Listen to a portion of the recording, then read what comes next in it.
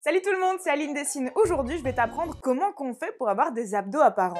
Si tu te butes à faire 300 000 crunchs tous les jours, bah c'est peut-être pas forcément ce qui va te donner des abdos apparents. Donc aujourd'hui, je vais t'expliquer les bases qu'il faut absolument comprendre pour savoir comment qu'on fait pour avoir des abdos apparents. 3 fois en 2 minutes que je dis ce même mot. Stop! Avant d'aller plus loin, je veux absolument préciser que tu peux être très joli et très heureux et très bien dans ta peau sans avoir forcément des abdos apparents. Ça va être chiant cette répétition, je sens que je vais répéter souvent ce même mot. Si t'es bien dans ta peau, ne change absolument rien. Moi, je te donne ces infos, mais après t'en fais ce que tu veux, t'es pas obligé du tout de les utiliser. Ok, on peut commencer. Alors déjà, premier scoop, tu as des abdos. Un joli petit six-pack bien découpé et tout et tout. T'es sûr? Alors peut-être qu'on les voit pas, mais tout le monde a des abdos. Parce que sinon tu saurais ni marcher, ni même te tenir assis et tes entrailles pendraient dans un genre de grand sac de peau et ce serait pas très pratique au quotidien. Ouais, mais ça aurait un côté marrant, on pourrait faire l'hélico-bide. Genre avec ton bide, bah tu fais l'hélico... Ok, bref. Alors pourquoi on les voit pas? Parce que chez la plupart des gens, ils sont cachés sous une petite couche de gras. Du gras! Alors, le gras c'est très souvent diabolisé, mais il est toujours bon de rappeler que on en a tous. C'est impossible d'être vivant sans avoir du gras. Même elle en a. Sinon elle serait morte. Enfin, cela dit, elle a fini par être morte parce qu'elle avait plus assez de gras et c'est très triste. Enfin bref, changeons de sujet. Un homme en bonne santé est composé en moyenne de 10 à 20% de masse grasse, sans pour autant être en surpoids. Pour une femme en bonne santé, ce taux se situe un petit peu plus haut. Pour les femmes, on situe ce taux entre 20 et 30% de masse grasse. Ça peut sembler beaucoup, mais ces taux sont tout à fait normaux, sont tout à fait sains et ne correspondent en aucun cas à un surpoids. Par exemple, sur cette photo, Beyoncé se situe aux environs de 25% de masse grasse. Et personne ne me fera dire qu'elle est trop grasse, ça n'arrivera pas. Donc, crois-le ou non, un quart du poids de cet humain est composé de gras, et pourtant, elle est superbe. Donc bon, on va arrêter de diaboliser le gras, je sais que c'est un truc qu'on veut souvent bannir, mais on en a tous besoin, et c'est très joli, regarde. Alors bien sûr, tout ça, c'est des moyennes. Tous ces chiffres, ils peuvent varier un petit peu en fonction de ton âge, de ton sexe, de ta morphologie, de ton mode de vie, etc. Tous ces chiffres pour te dire qu'on a pratiquement tous une petite couche de gras sur le ventre. C'est un endroit où les humains stockent très facilement. J'ai moi-même une petite couche de gras sur le ventre. Si j'avais pas de gras du tout sur le ventre, bah tu verrais toutes les stries de mes muscles, tu verrais mes veines et mes vaisseaux, enfin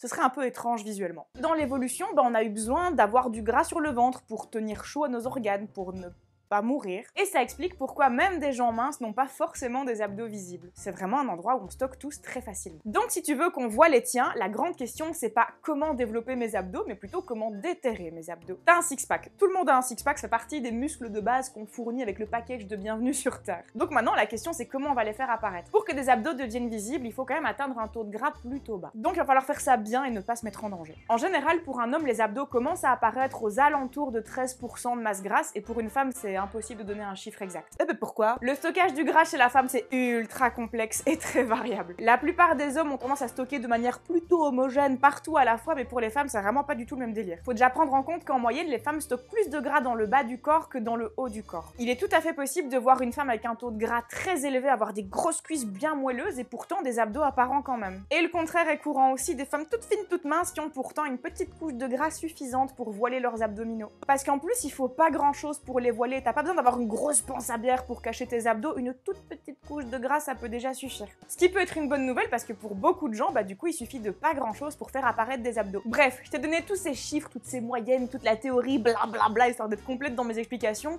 mais au final la seule chose qu'il faut retenir c'est si j'ai pas d'abdos apparents et que j'en veux, eh bien je dois perdre du gras. Mais attention!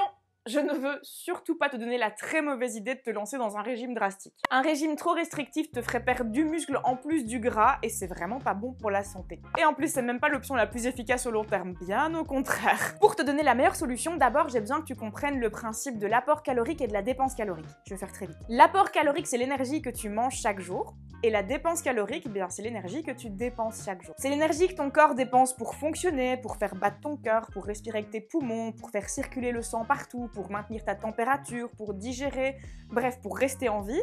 Et en plus de ça, bah, c'est l'énergie également que tu vas dépenser pour bouger, pour parler, pour faire du sport et toute autre activité qui inclut de bouger tes muscles. Et puis ton cerveau aussi, il a besoin d'énergie pour fonctionner. Donc ce qu'on va dire, c'est que là, c'est les calories qui rentrent dans ton organisme et là, c'est les calories que tu dépenses. Si tu manges autant de calories que tu n'en dépenses, que ce soit très peu ou très beaucoup, eh bien ton poids va être stable et ne pas bouger. Si par contre tu manges plus de calories que tu n'en dépenses, tu vas prendre du gras. Et si tu dépenses plus de calories que tu n'en manges, eh bien tu vas perdre du gras. Et pourquoi les régimes restrictifs c'est pas bon? et pas efficace. Imaginons donc qu'on est stable plus ou moins ici et qu'on décide de faire un régime restrictif. On va donc abaisser l'apport calorique qu'on donne à son corps tous les jours. Au début, ça va bien marcher, tu vas perdre du gras, mais au bout de quelques temps, le corps il va s'habituer à avoir moins de calories chaque jour et le corps il est super bien fait et il sait s'adapter. Et là, ce qu'il va faire, c'est diminuer le nombre de calories qu'il dépense chaque jour. C'est ton métabolisme qui va se ralentir lui-même. Dans ces cas-là, tu peux avoir moins d'énergie, avoir plus souvent froid, du mal à te réchauffer, avoir plus de mal à la digestion pour certains, etc. C'est ton corps qui tourne à bas régime. Non seulement c'est vraiment pas bon pour la santé de forcer ton corps à tourner au ralenti, mais en plus à ce moment-là, comme les deux barres sont de nouveau au même niveau, tu stagnes. Et là, c'est le schéma classique. Tu vois que tu perds plus de poids, t'es frustré, tu vas manger ne serait-ce qu'une petite gaufre une fois pour te faire plaisir. Sauf qu'à ce moment-là, ton corps, il tourne au ralenti, il est plus du tout habitué à dépenser beaucoup de calories.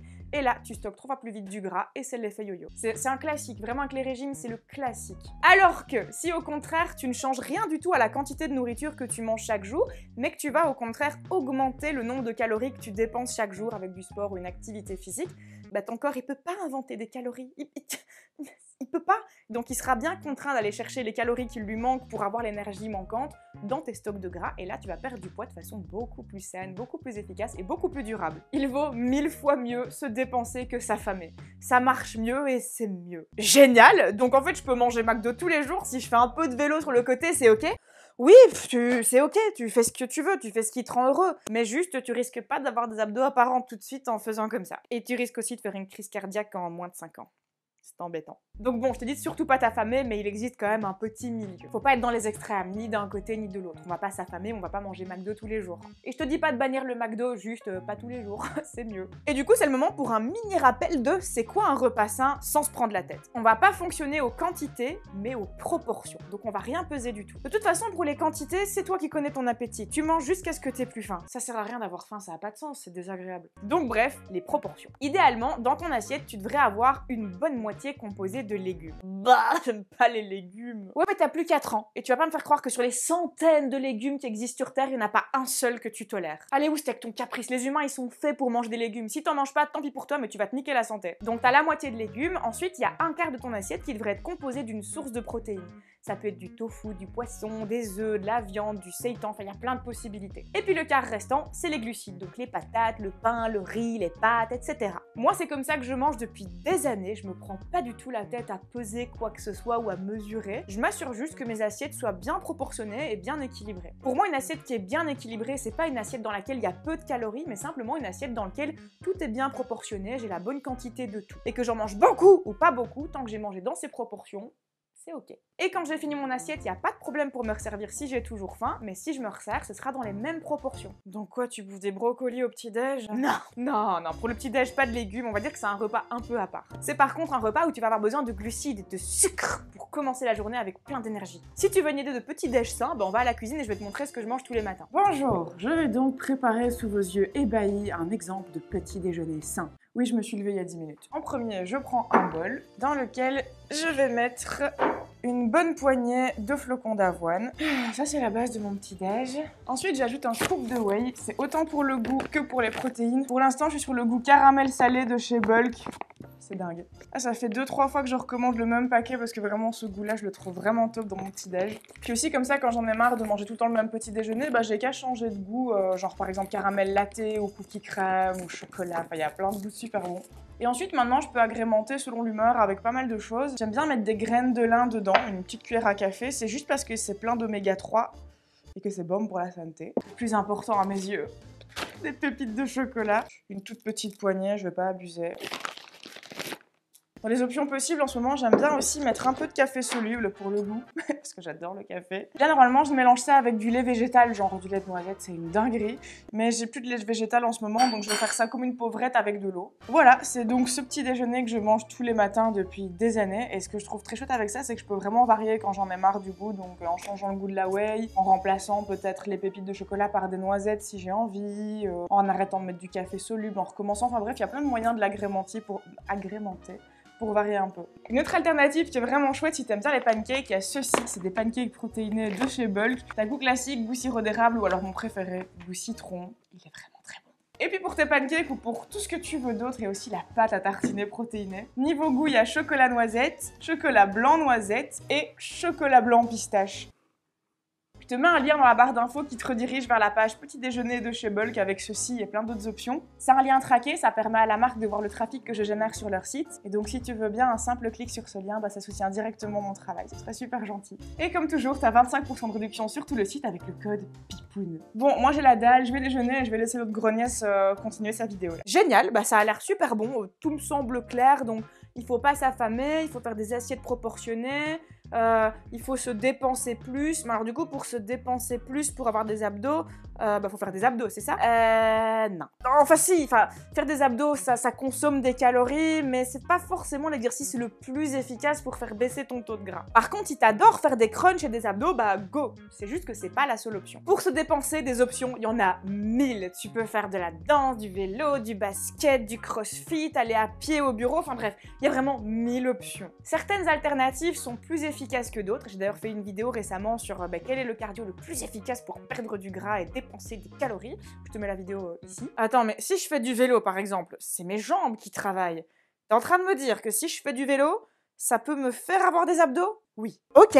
Mais alors ça sert à quoi les circuits abdos? Les circuits abdos, même si ça change pas grand chose sur le fait qu'on voit ou non tes abdos, ça va les sculpter et ça va renforcer ta ceinture abdominale. Ça participe énormément au fait d'avoir le ventre plat. Et même sans forcément avoir des abdos apparents, entraîner tes abdos, ça peut vraiment affiner le tour de taille. D'ailleurs, j'ai sorti 2 circuits abdos et vos retours sous ces vidéos me font tellement plaisir. Vraiment, ça me met trop de la joie de savoir que j'aide les gens à se donner au maximum. Vraiment, ça me... Ah là là, enfin bref, on va finir sur cette note joyeuse. Merci beaucoup d'avoir regardé cette vidéo, j'espère que t'as appris des trucs. Que tu les mettes en application ou non, on s'en fout, tant que t'es bien dans ta peau, c'est tout ce qui compte. N'oublie pas les 2 petits clics qui peuvent me soutenir si tu veux bien, le like c'est hyper important, ça m'aide vraiment énormément. Et puis sinon, il y a le lien traqué de Bulk en description, si tu veux bien cliquer dessus, ça me soutient vraiment directement. Je sais que t'as eu peur jusqu'au dernier moment que j'oublie de mettre Pipoune à l'écran, mais Pipoune est toujours dans mes vidéos. D'ailleurs, pour ceux qui sont pas déjà au courant, Pipoune est officiellement Lord Pipoune. Je lui ai acheté un titre de noblesse. Je l'aime tant. Tu serais vraiment un petit chat en chocolat si tu pensais à t'abonner et à activer la cloche. Et si tu es déjà abonné et que tu as déjà activé la cloche, eh bien tu es déjà un petit chat en chocolat. Et moi, d'ici à la prochaine vidéo, je te fais des gros poutous. Lord Pipoune.